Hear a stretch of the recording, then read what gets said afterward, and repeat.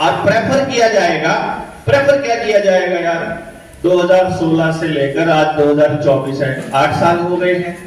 जितने भी लोगों ने ये सेंटर लिए थे प्रधानमंत्री कौशल विकास योजना के, आपको पता चलेगा उसमें से 90% लोग या तो बीजेपी में है, मतलब उस अगर यहां पर उद्धव ठाकरे की थी तो वो शिवसेना में मिलेंगे। ये मतलब समझना नहीं ना आपको। बीजेपी कहने का मतलब ये है कि जब मैं सेंटर की बात करूंगा तो बीजेपी, स्टेट की बात करूंगा तो उस स्टेट की सरकार, तो मतलब मैं पार्टी के पक्ष में नहीं बोल रहा हूं, वो मौजूदा जो सरकार है उसकी बात कर रहा हूं।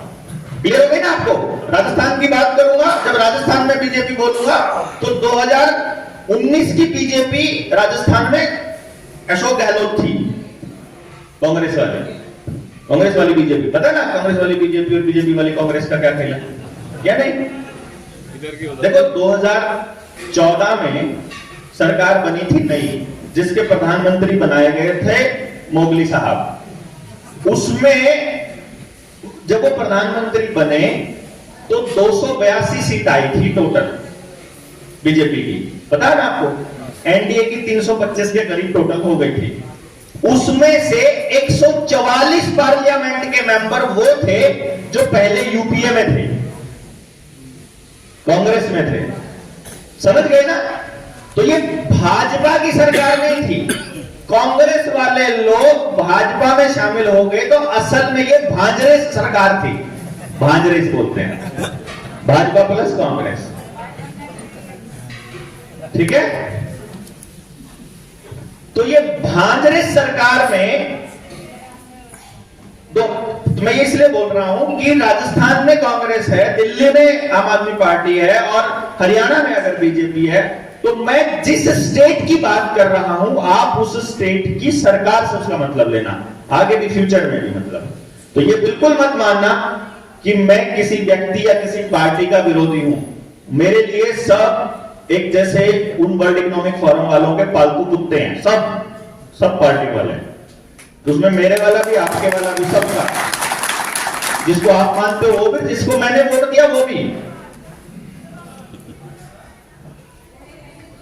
अब वो हमारी मजबूरी है ना। देखो हम लोग छोटे चोर को वोट करते हैं हमेशा। अगर हम ईमानदार है ना तो हम ये ढूंढेंगे इनमें सबसे कमजोर चोर कौन है, पक्के चोर से बचने की वजह। जो चोर होगा वो बड़ा चोर ढूंढेगा, कोई गली का गुंडा होगा वो कुछ तड़ीपार को ढूंढेगा, है ना। कोई आदमियों को मारना चाहता है वो किसी आदमखोर को अपना नेता मानेगा, वो अलग अलग है। कोई छोटा दंगेबाज होगा वो बड़े दंगेबाज को अपना नेता बनाएगा। आदमी जैसा खुद होता है वो अपने से बड़े को वैसा ही नेता मान लेता है। तो इसको अभी हम ड्रॉप करके पहले उसी आंकड़ों वाली बात पर आते हैं। तो जब आप दाखिला लोगे तो वो आपके घर में आपसे संपर्क करके बताएंगे मास्टर जी, जो स्कूल के मालिक हैं या कॉलेज के मालिक हैं, कि ऐसा है, सरकार ने एक योजना निकाली है प्रधानमंत्री कौशल विकास योजना। अगर आप उसमें एडमिशन लेते हो आपको एक टी शर्ट मिलेगी, एक बैग मिलेगा, एक किट मिलेगी और साथ में आपको 1000 रुपया भी मिल जाएगा। जब आप ये कोर्स पूरा करोगे तो आपको 2-3 हजार भी मिल सकते हैं। बताओ आप में से कौन नहीं लेना चाहेगा भैया फ्री की चीज। हमारे यहाँ तो मशहूर है, हमारे हरियाणा में तो फ्री का तो जहर भी नहीं छोड़ना चाहिए।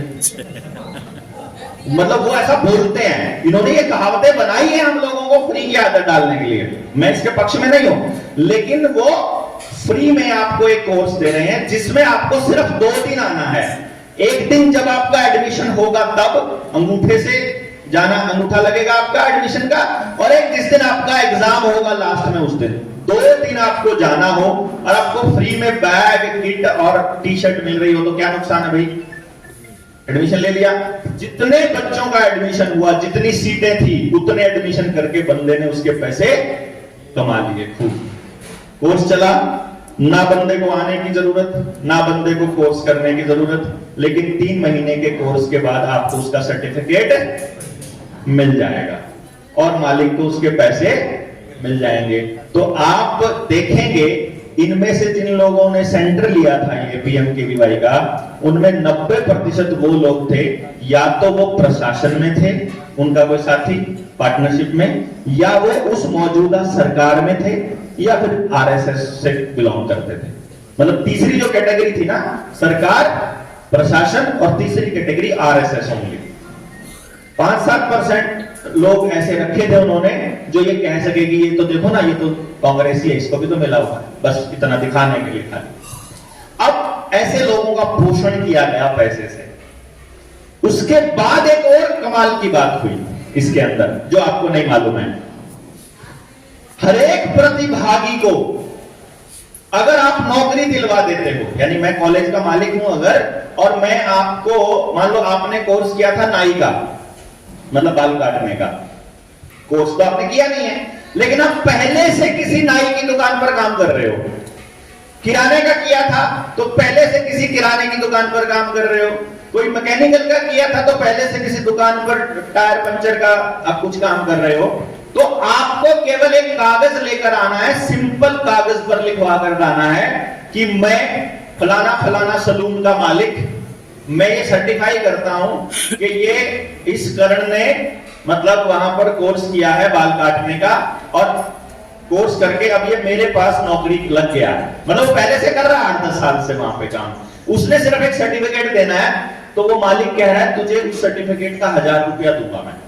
अब वो तो फटाफट अपने मालिक से जाएगा, सर्टिफिकेट का 1000 रुपया मिल रहा है, वो तो काम पहले से ही कर रहा है ना। लेकिन अब वो क्या कह रहा है कि मुझे काम अभी मिला ये कोर्स करने के बाद।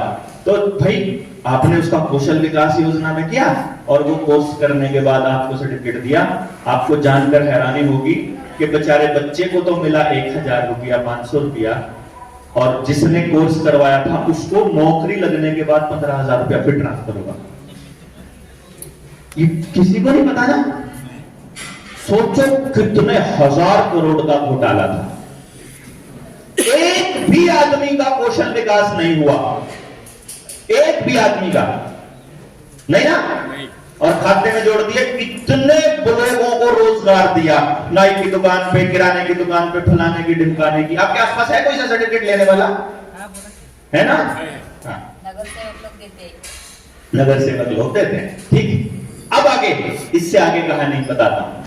अभी इजराइल में लोगों को मरवाने के लिए लेके जा रहे हैं, और वहां पर क्या कंडीशन रखी है कि वो पीएमकेवीवाई वाला कोर्स किया हुआ होना चाहिए, प्रधानमंत्री कौशल विकास योजना वाला कोर्स किया होना चाहिए। समझ गए?